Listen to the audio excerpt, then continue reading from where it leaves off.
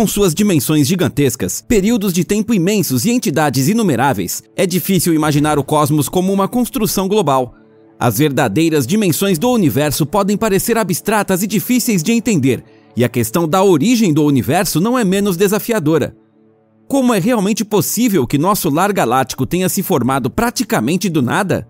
O que sabemos sobre a origem do Big Bang? E o que pôs em movimento o curso dos eventos cósmicos que continua inabalável até hoje? Junto com você, procuramos respostas para essas perguntas empolgantes. Quer juntar-se à nossa jornada aos maiores mistérios do universo? Então não deixe de inscrever-se no The Simple Space e ativar o sininho para não perder mais nenhuma de nossas futuras postagens. Com seu like você nos motiva e mostra que podemos entretê-lo com o conteúdo de nossos vídeos.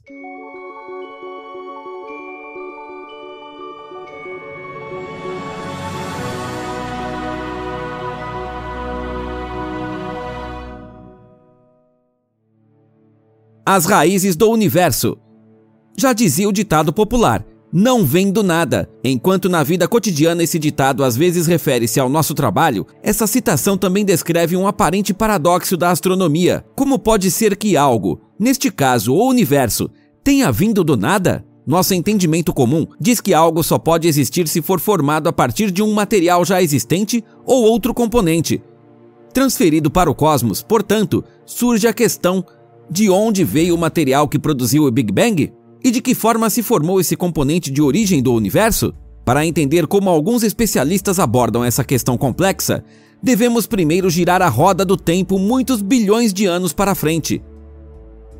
Uma teoria diz que um dia a última estrela do universo se queimará e o cosmos mudará para um vazio sem luz. A extinção da última estrela representa, portanto, o prelúdio de uma época infinitamente longa e escura, dentro da qual toda a matéria será consumida por gigantescos buracos negros. Tais monstros de gravidade também evaporarão. Ao mesmo tempo, o espaço continuará a se expandir antes que a atividade no cosmos pare totalmente. Ou não? De fato, alguns pesquisadores estão convencidos de que esse universo vazio, escuro e frio que surgirá em um futuro distante foi o pilar do nosso Big Bang.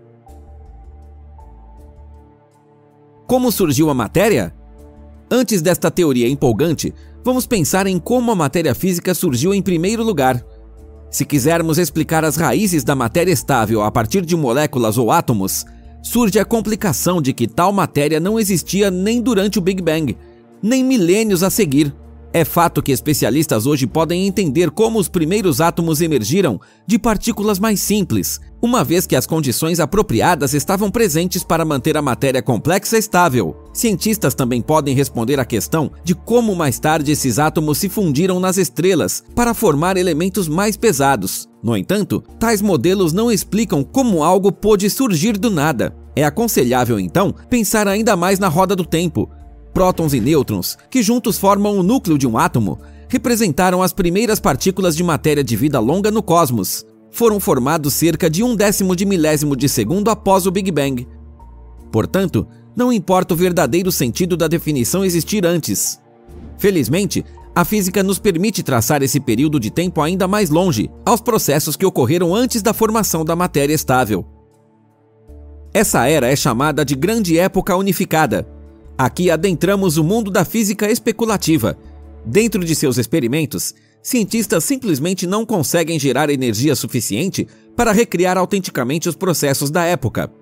Uma tese difundida baseia-se no fato de que o mundo físico da época consistia em uma mistura de partículas elementares de vida curta, o que também incluiu quarks, ou seja, os elementos constitutivos de prótons e nêutrons.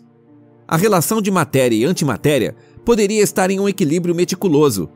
Significa que todo tipo de partícula de matéria tinha um equivalente de antimatéria semelhante a um espelho, que diferiam em apenas um aspecto. No entanto, antimatéria e matéria se aniquilam assim que se encontram. O mundo físico das partículas estava assim sujeito a um ritmo de constante destruição e nova formação. Mas também essa constelação não pode nos explicar a origem dessas partículas. A teoria quântica de campos afirma que mesmo um vácuo, que por definição corresponde a um espaço vazio, está repleto de atividade física. Disse que a atividade ocorre lá na forma de flutuações de energia.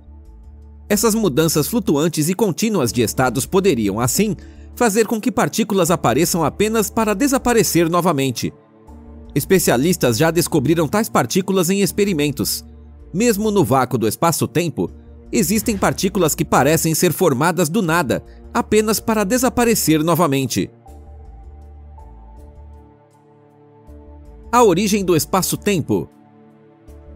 Dedicamo-nos agora à pergunta: como se originou o próprio espaço-tempo? Para chegar ao fundo deste mistério cósmico, devemos ir para a chamada Era Planck. Essa época descreve a primeira fase no desenvolvimento do universo após o Big Bang. De acordo com a opinião unânime de especialistas, apenas uma força fundamental existia na época, que é chamada apropriadamente de força primordial. Na prática, significava gravidade, eletromagnetismo, interação forte e interação fraca, que eram indistinguíveis umas das outras na época. Mas nossas teorias atuais não conseguem decifrar a física da Era Planck de forma compreensível. Para entender totalmente a Era Planck, precisaríamos de uma teoria da gravidade quântica que combinasse a mecânica quântica com a relatividade geral. Embora não existam modelos perfeitos a esse respeito, existem abordagens promissoras, como a teoria das cordas ou a gravidade quântica em loop. Dentro desses modelos, espaço e tempo são considerados emergentes. O termo emergência geralmente descreve a possibilidade de formação de novas propriedades ou estruturas de um sistema, como resultado da interação de seus elementos. O que percebemos como espaço e tempo em nossa realidade seria o resultado de processos quânticos complexos que ocorrem em um nível não tangível para nós. Como nosso entendimento convencional atinge seus limites na Era Planck, não podemos confiar em nossa ideia comum de causa e efeito lá. Apesar disso, todas as teses plausíveis da gravidade quântica descrevem algo físico que aconteceu na época então primordial do universo, uma espécie de precursor do espaço e do tempo comuns. Mas também aqui surge a dúvida: de onde veio esse algo físico? A resposta sensata é que simplesmente não sabemos no momento. O certo, porém, é que até agora, nenhum caso confirmado no mundo da física pôde comprovar que algo surgiu do nada. O nada como origem? Para concluir o vídeo de hoje, vamos mais fundo na teoria empolgante que citamos no início. O físico Roger Penrose apresentou um modelo fascinante, embora controverso, que retrata um universo cíclico. Reconheceu, por exemplo, que existem semelhanças matemáticas impressionantes entre um estado extremamente quente, denso e pequeno do universo, como comumente postulado no contexto do Big Bang, e um estado extremamente frio, vazio e em expansão do cosmos, que cientistas teorizam acontecerá em um futuro distante. Essas semelhanças reconhecidas, por sua vez, levaram Penrose à conclusão: se tais estados forem levados aos seus limites, são idênticos do ponto de vista matemático, surgindo o paradoxo. A total ausência de matéria poderia ter produzido toda a matéria que encontramos no universo hoje.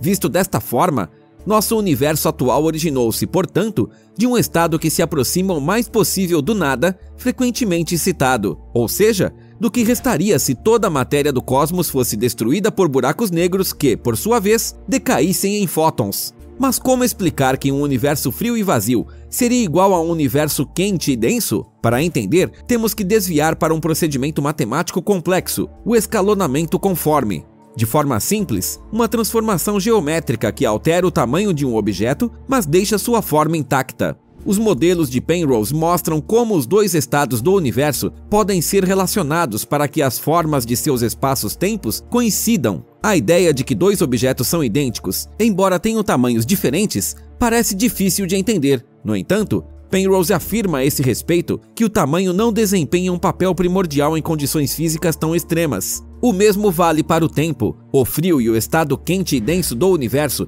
estão em linhas de tempo diferentes. Enquanto o estado frio e vazio parece ao observador como se fosse durar eternamente, o estado quente e denso que saiu dele habita sua própria linha do tempo. Mesmo que a conjectura de Penrose um dia se confirme, ainda há algumas questões profundas a serem respondidas. Como se formou o sistema de ciclos descrito pelo físico? De onde vem a própria realidade física? Por que algo existe afinal? Não há dúvida de que tais questões são altamente complexas e podem nunca ser respondidas. Mas é exatamente isso que as torna tão emocionantes. Agora é com você. O que você acha da nossa contribuição de hoje e da teoria do físico Roger Penrose? Já estamos ansiosos por seus comentários. Fique à vontade para dar uma olhada nos outros vídeos empolgantes de nosso canal que anexamos para você nos créditos. Obrigado pela audiência, cuide-se e até a próxima!